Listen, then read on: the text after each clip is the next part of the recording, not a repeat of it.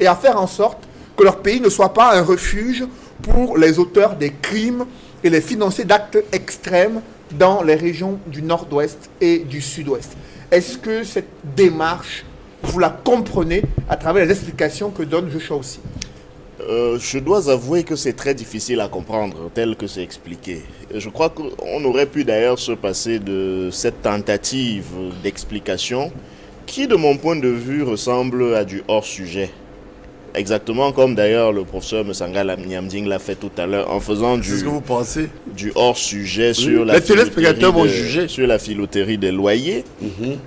Parce que j'aime De souvent... vous cautionner ça. Professeur Msanga Nyamding, il a la parole. Mais je ne coupe pas, ça me fait rire. Les téléspectateurs doivent rire aussi. Respectons le temps qu'il puisse s'exprimer. Oui, je vous en prie. Merci Je vous en bien. prie. Vous avez la parole, J'aime Roland. souvent observer cette exégèse que nous livrent souvent les biaïstes qui peuvent considérer comme responsable de 40 ans de gouvernance hasardeuse le président élu, le professeur Maurice Kamto, sur des questions comme celle de la filouterie de loyer, en indiquant que ce serait lui le responsable de cela.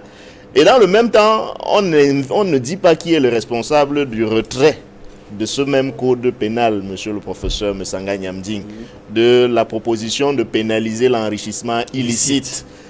Bon, je veux savoir... Mon Kamga se réveille, il vous accompagne, c'est ça qui me fait La rire. politesse, Ouais. vous avez tout à l'heure prétendu Tu es que un vrai opposant, j'étais votre jeune collègue. C'était trop d'honneur, professeur. Je ne suis pas votre jeune collègue, je ne suis pas professeur comme vous. Non, je suis Mais avocat. mais Peut-être vous ne le savez pas. s'il vous plaît. Non, ceux qui nous S'il écoutent, vous allez plaît. voir au barreau. Je suis avocat au barreau de Paris. Écoutez. Non, permettez-moi. c'est vous qui Je écoutez. suis avocat en C'est France, vous qui écoutez. mais je n'exerce pas ici comme avocat. Hein. Monsieur Je Nofele, dirais même vous en confrère. prie. est-ce que je peux Et si finalement... ma mémoire est bonne, je crois que vous enseignez. Ça, dites-le aux téléspectateurs. Professeur Msanga Nyamding, Vous permettez enseignez. qu'il aille jusqu'au bout pour qu'on vous comprenne avez raison. le sens Oui, de parce ses qu'il- propos.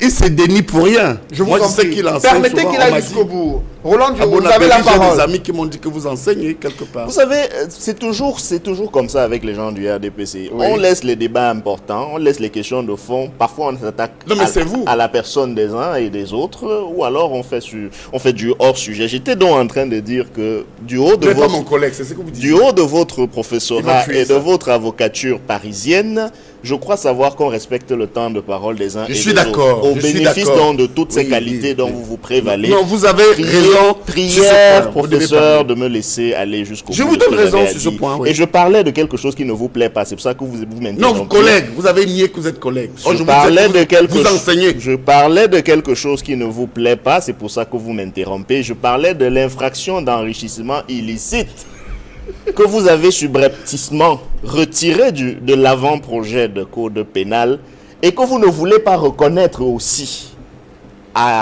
au démiurge Maurice Kamto, parce qu'il semble qu'il est un démiurge pour vous. C'est lui qui a gâté le pays. Mais tout ce qu'il peut avoir fait de bien, subitement, il y a de l'amnésie.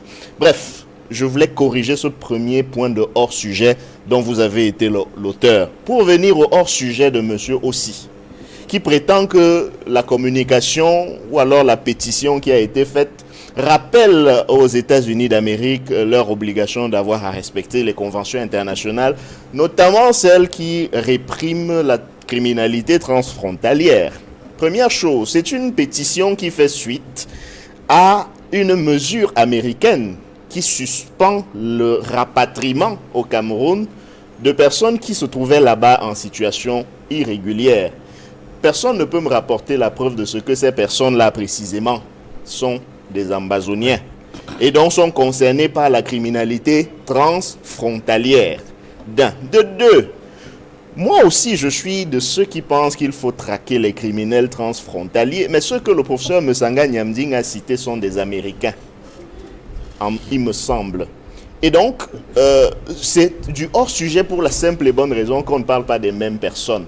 Donc, pour des députés qui ont toute leur conscience, parler de criminalité transfrontalière alors qu'on parle de Camerounais qui ont fui la misère pour se réfugier, c'est le cas des États-Unis, mais ça aurait pu être le Mexique, ça aurait pu être d'autres pays, et qui, heureusement, ont bénéficié de la nouvelle administration américaine qui est désormais plus conciliante que l'ancienne, pour faire un communiqué dans lequel on prétend que cela n'avait d'ailleurs pas raison de partir du Cameroun parce que c'est un endroit, comme je l'ai dit tout à l'heure, où il coule du lait et du miel. Je trouve que c'est malhonnête. Le communiqué, je crois qu'il y a des moments où il vaut mieux se taire plutôt que d'envenimer. Respectez aux soins quand même. Vous êtes très violent dans le langage. Chers confrères, ne lui dites pas se taire. Professeur, moi, je t'en prie. laissez-moi j'ai du respect assumer. Je ne peux pas supporter que vous demandez à un aîné comme je sois de se taire. Respectons le plateau. Rendons parfois les plateaux beaux. J'ai le droit. Je vous prie, hein, vraiment, d'accepter cette doléance. Si vous attendiez votre temps de parole pour me prier, non, il y a des choses qui choquent. Ça aurait été plus conforme à vos rangs et qualités, cher professeur, avocat parisien.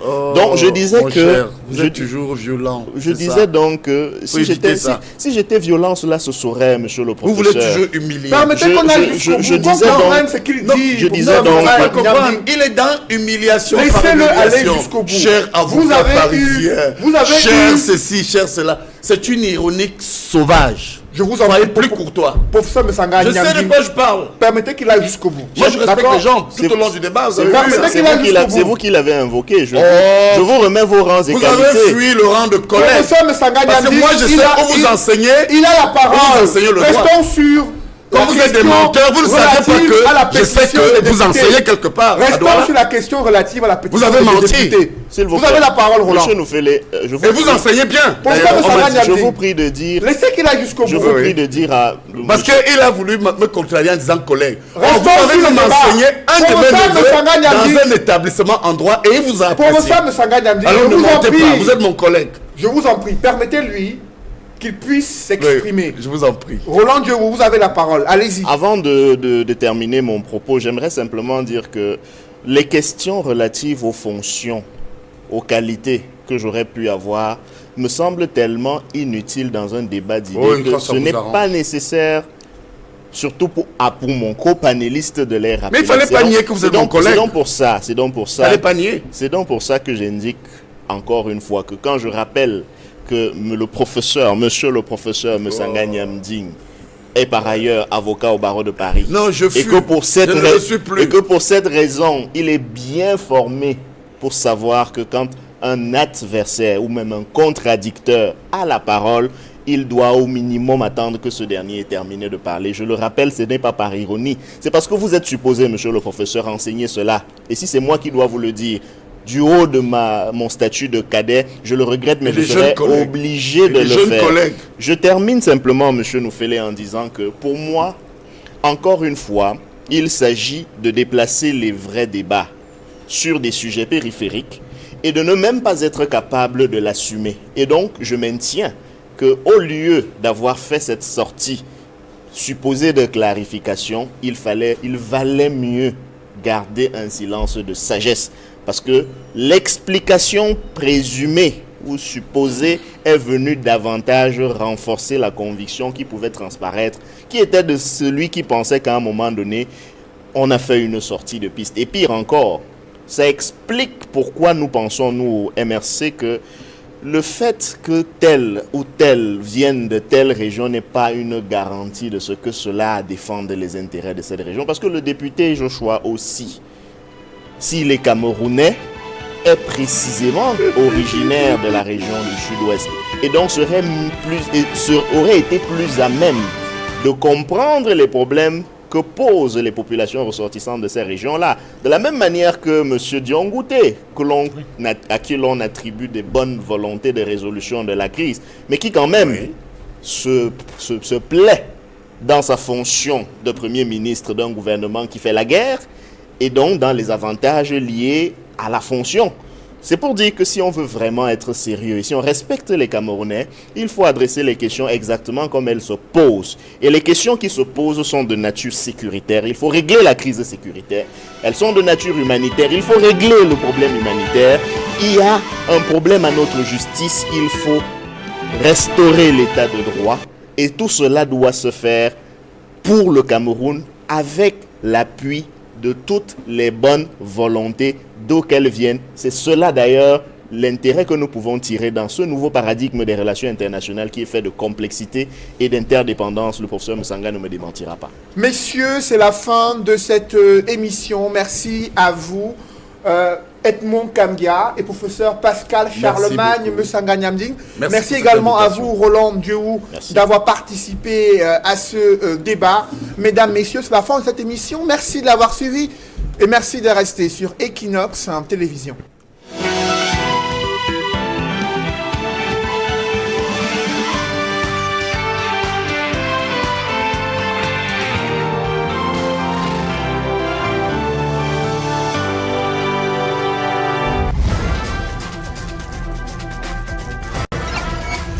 Cela ne reflète pas la réalité du pays et il estime que ces parlementaires américains sont mal informés, ils sont égarés et ils devraient plutôt se prononcer sur l'extradition de ceux qui sont les financiers du terrorisme dans les régions anglophones. Comment avez-vous apprécié cette sortie de 62 députés de l'Assemblée nationale du Cameroun? Je me demande si ces 62 députés sont biaïstes parce que généralement, ceux-là qui soutiennent le leader central de ce régime confondent un peu les choses. Et comme le professeur Musanga Nyamding l'a dit tout à l'heure, nous envoient sur des fausses pistes. Ils essayent de nous embrouiller. Parce que je crois quand même savoir que parmi les 3 principales fonctions d'un manager, d'un dirigeant, d'un leader, et d'ailleurs ces 3 fonctions commencent toutes par un C. Commander, coordonner et contrôler pour effectivement pouvoir sanctionner le cas échéant. Donc chaque fois qu'on essaye de faire comme si celui qui est supposé commander, donc prescrire, ensuite coordonner pour s'assurer que ce qu'il a prescrit ou tout ce qu'il a prescrit s'exécute du point de vue de l'efficacité, pour reprendre le doyen Carbonnier, et enfin contrôler pour éventuellement, s'il y a des écarts, sanctionnés. Quand on explique aux Camerounais que celui qui est supposé faire ça et qui ne le fait pas n'est responsable de rien, je trouve qu'il y a un problème, et un problème sérieux. Pour nous, au MRC, nous considérons qu'au lieu d'aller sur des fausses pistes, il faut attaquer le problème à la racine. Et nous savons tous où est la racine du problème de ce Cameroun. C'est cette gouvernance à l'emporte-pièce qui est aux affaires depuis une quarantaine d'années et qui est coutumière de ce genre de faits. Je veux dire qu'il ne s'agit pas de la CAN 2022 seulement. Il ne s'agit pas du glissement de la CAN 2019 seulement.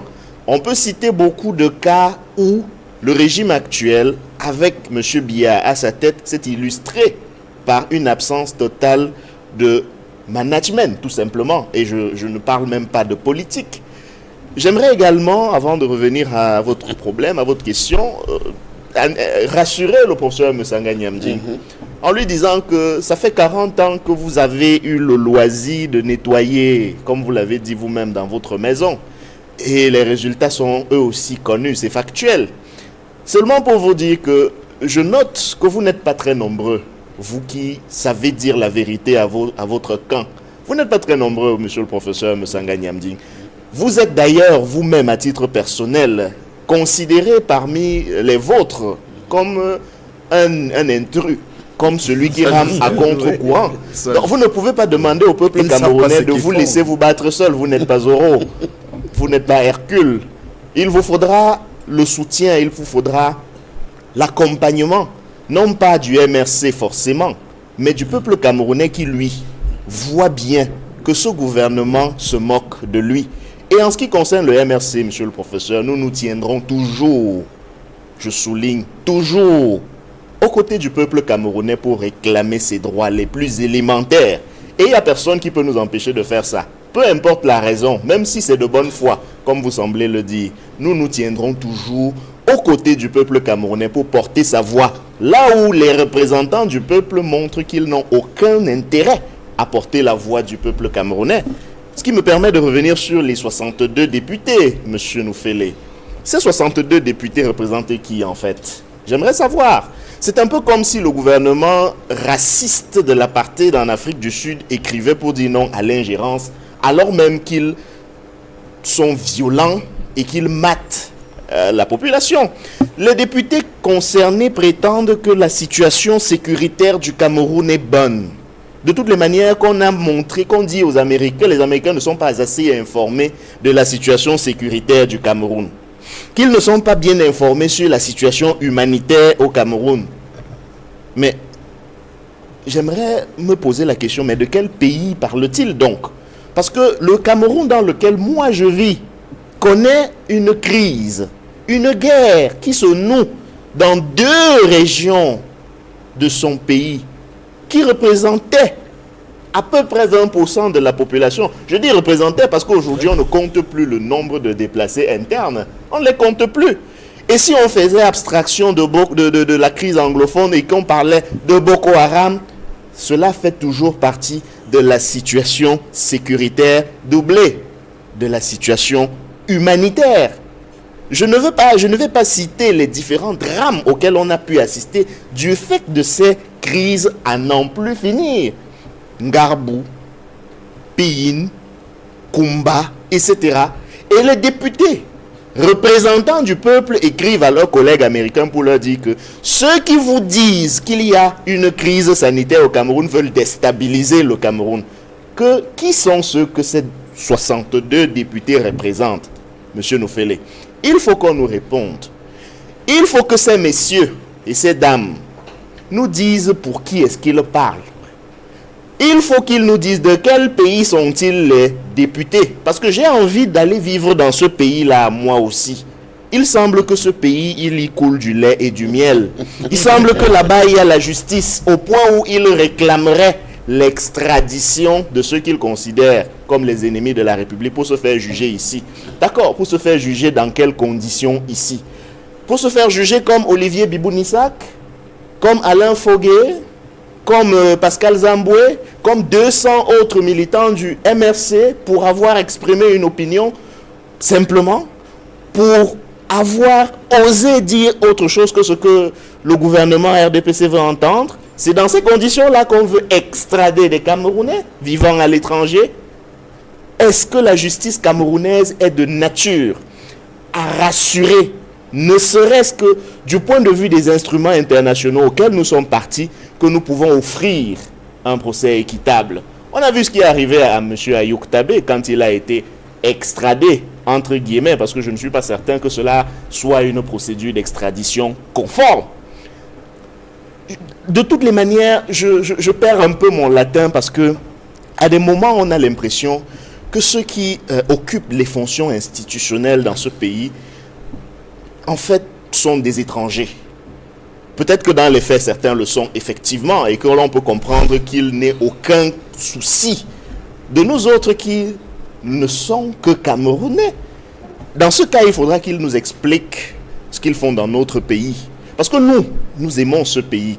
N'en déplaise, même à ceux du régime qui croient détenir aussi bien le monopole de l'amour du pays que du patriotisme. Nous aimons ce pays et c'est pour ça que nous nous battons pour que, justement, que ce pays renaisse. Parce que ce pays a tout, précisément, pour d'abord régler ces crises multiformes.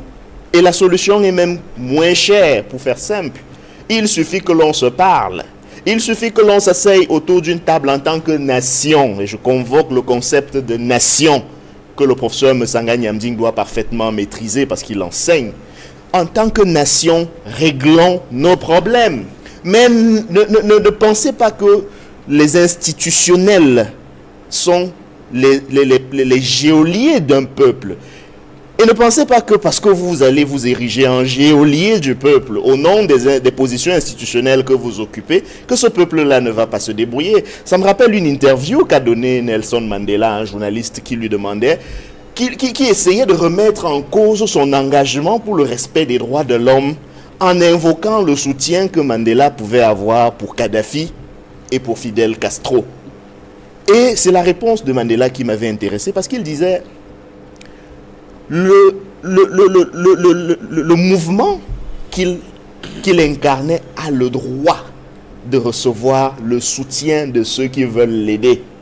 Ceux qui se présentent comme les défenseurs, par exemple, de l'indépendance, de la non-ingérence, sont les mêmes qui asphyxient, qui posent le genou du policier américain sur le cou de George Floyd camerounais. Ce sont les mêmes qui vont vous rappeler les principes grandiloquents de la non-ingérence. Seulement, chaque peuple a le droit fondamental, inaliénable, de se libérer. Et ceux qui participeront à cette libération sont les bienvenus. Nous avons les institutions internationales qui travaillent dans ce sens-là. Et nous sommes devenus un pays indépendant précisément parce que ces institutions internationales ont fait leur travail. Aujourd'hui, la question humanitaire est une question de droit international. Il faut que les gens le sachent. Il faut que les gens sachent qu'on n'est plus sous le couvert de la souveraineté autorisé à se comporter de manière barbare, violente, irresponsable vis-à-vis de son peuple sans frais. Et ce n'est pas l'avis de ces parlementaires camerounais, Edmond Kamgia, 62 députés, dont Joshua aussi, premier vice-président du SDF, ont signé cette pétition dans laquelle ils sont opposés à l'image négative que renvoient les sénateurs et congressistes américains pour justifier le statut de protection temporaire à accorder à des Camerounais qui risquaient d'être rapatriés en fin d'année en février 2021 au Cameroun. Cette position des parlementaires camerounais, est-ce que vous la comprenez? Est-ce qu'elle reflète la réalité de la situation dans le nord-ouest et le sud-ouest? Est-ce qu'il y a risque de déstabilisation du Cameroun par l'entremise de cette position des parlementaires américains? M. Cédric Moufélé, cette pétition d'un groupe de parlementaires camerounais est une grosse curiosité. Elle ressemble à une escroquerie politique. Je ne sais pas si on peut l'appeler une surenchère. Mais c'est d'abord une grosse curiosité. Et je vais l'expliquer. Voyez-vous, cette lettre survient dans un contexte sociopolitique assez particulier. Et j'ai l'impression que l'une des motivations de cette grosse curiosité est l'arrivée au pouvoir de l'administration Joe Biden.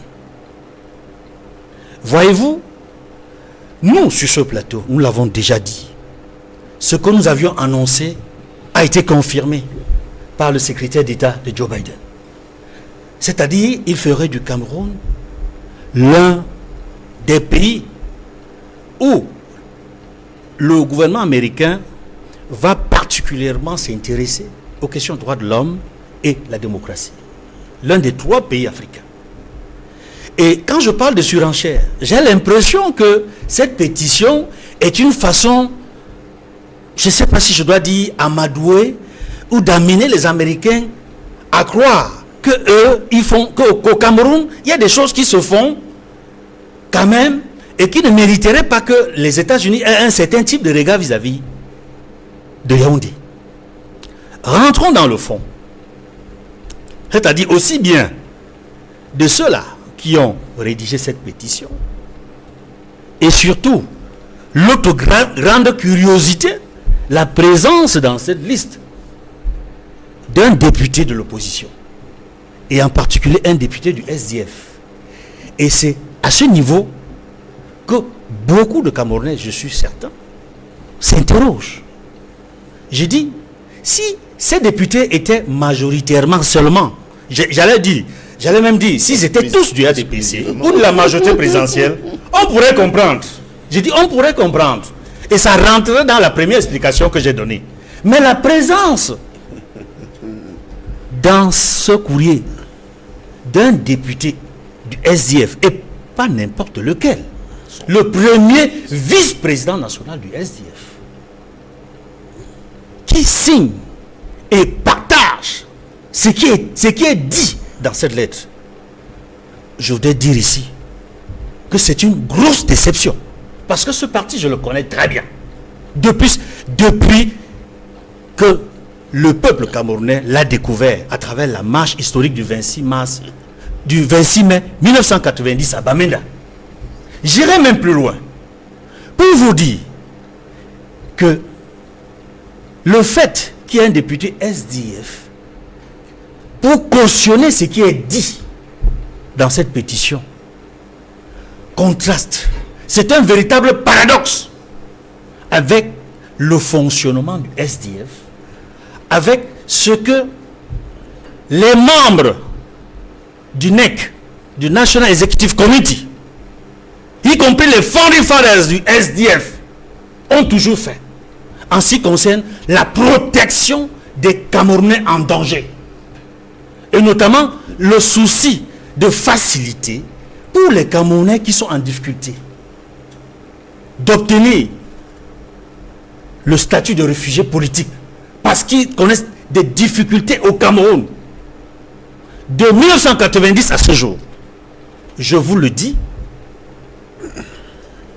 la plupart des dirigeants du SDF, y compris, je le précise, les membres du NEC, du National Executive Committee, les membres du National Executive Committee du SDF, du Conseil exécutif national du SDF, ont fait voyager beaucoup de militants, beaucoup de sympathisants du SDF en difficulté, y compris des membres de leur propre famille, ont bénéficié du droit d'asile, du statut de réfugié. Que je vois dans ce courrier la présence du premier vice-président national du SDF, mes cœurs. Je dis, j'insiste là-dessus, parce que cela ne correspond nullement au fonctionnement de ce parti-là. Et je m'interroge, finalement, en même temps que je m'interroge, je réalise qu'au sein du SDF, il y aurait ce que certains constatent aujourd'hui comme étant deux tendances. C'est-à-dire, au SDF, il y a les partisans du SDF authentiques et originels qui seraient représentés par un député du SDF qui n'est pas dans cette liste. Je vais le citer, Jean-Michel Ninche. Et je souhaite que le chairman assume, avant de quitter la tête du SDF, qu'il assume l'héritage et ne laisse pas le SDF dans une situation ambiguë et floue. Il faudrait que le travail que le chairman Nidjon Frundi a effectué au Cameroun de 1990 à nos jours, qu'il réussisse à passer le flambeau au candidat, au cadre du parti qui serait le mieux placé pour incarner les valeurs que prône le SDF. Et il me semble que le député du SDF qui a signé cette pétition n'incarne pas la philosophie et l'idéologie du SDF. Alors, devant cette avalanche de critiques, Joshua aussi a réagi dans un communiqué. Oui. Il accuse des personnes cyniques qui déforment les intentions de ce document et colportent les insinuations de sa supposée collusion avec le régime dans sa mauvaise gestion de la crise. Pour l'honorable Joshua aussi, ce document est diplomatiquement correct et courtois et il se résume en une conclusion, à savoir les parlementaires camerounais exhortent les membres du Congrès américain à s'engager plus vigoureusement pour assurer le respect des conventions internationales contre la criminalité transnationale et à faire en sorte que les États-Unis ne soient pas un refuge pour les auteurs et crimes et les financiers d'actes extrêmes qui sont posés au Cameroun. Donc pour eux, ils veulent interpeller les parlementaires américains du fait que sur leur sol, il y a les financiers des actions terroristes menées dans le nord-ouest et le sud-ouest. C'est pour cela qu'il s'est engagé à signer cette pétition et que cela n'a rien à voir avec une collusion entre lui et le RDPC. Est-ce que vous comprenez cette position? Je ne comprends pas cette position. C'est incompréhensible ce que dit Joshua aussi dans son texte, dans son communiqué. Et cette fois-ci, je vais réagir, puisqu'il dit que le texte est courtois, diplomatiquement courtois, poli et autres. Là, je réagis comme diplomate pour dire que ce texte est une vaste fumisterie. J'ai dit une vaste fumisterie. Je vais m'expliquer. Je n'ai aucun problème personnel avec M. Joshua aussi. Mais là, c'est le diplomate qui parle. Parce que, voyez-vous, pour qu'un texte de cette nature tienne la route, il faudrait que le Parlement camerounais soit convoqué et que ce soit en commission ou en plénière que des députés décident de prendre une résolution, un texte qu'ils l'adressent aux parlementaires du Congrès, aux parlementaires américains, par exemple. C'est-à-dire, il y a ce qu'on appelle le parallélisme des formes. Vous savez que aux États-Unis, il y a eu plusieurs résolutions qui ont été adoptées, aussi bien par le Sénat que par la Chambre des représentants, sur la crise anglophone. Ils sont prononcés plusieurs fois. Tout le monde le sait. S'il faut faire une réaction, aux États-Unis, notamment au Congrès, il faudrait que des parlementaires s'asseyent, soient en séance. Or, ils le font en marge n'est-ce pas, du Parlement. C'est pour dire que sur le plan diplomatique, ça ne tient pas la route. C'est une vaste fumisterie. En tout cas, les Américains vont rigoler. Hein. Les Américains vont rigoler. Vous savez pourquoi? Parce que d'abord, les Camerounais qui sont concernés par ce texte, par cette pétition-là, rien ne prouve qu'il s'agit des Ambazoniens. Je dis bien, rien ne prouve que les Camerounais concernés par ce texte signé par les parlementaires camerounais sont des Ambazoniens. J'ai dit ici que le SDF a aidé à faire partie beaucoup de Camerounais qui étaient en difficulté. Et le Cameroun a connu des moments très difficiles. Et ils ne sont pas des... Je dis, rien ne prouve que ceux-là qui sont cités seraient des Ambazoniens. Je vais continuer pour parler de ce que le SDF a fait depuis 2016 à ce jour. Comment le SDF s'est battu au Parlement et en particulier à l'Assemblée nationale. Rappelez-vous, toutes les actions qu'ils ont entreprises, des parlementaires du SDF, y compris Joshua aussi. Voyez-vous, ils ont tout fait pour que l'Assemblée nationale et l'ensemble du Parlement inscrivent dans l'ordre du jour le débat sur la crise anglophone. Jusqu'à ce jour, il n'y a jamais eu de débat sur la crise anglophone. Et ça, il faut le mettre à l'actif de ce parti-là. Et je suis surpris que Joshua aussi, qui faisait partie des députés SDF, a dit à vouloir imposer le débat sur la crise anglophone, soit l'un des signataires de ce texte. Après vous... Le SDF, non, je n'ai pas terminé, monsieur Vous n'êtes pas seul. Allez-y. Je ne suis pas seul. Allez-y. Mais je dis, il faudrait que les téléspectateurs qui nous regardent, notamment les Camerounais... On vous a compris. Vous êtes fâchés.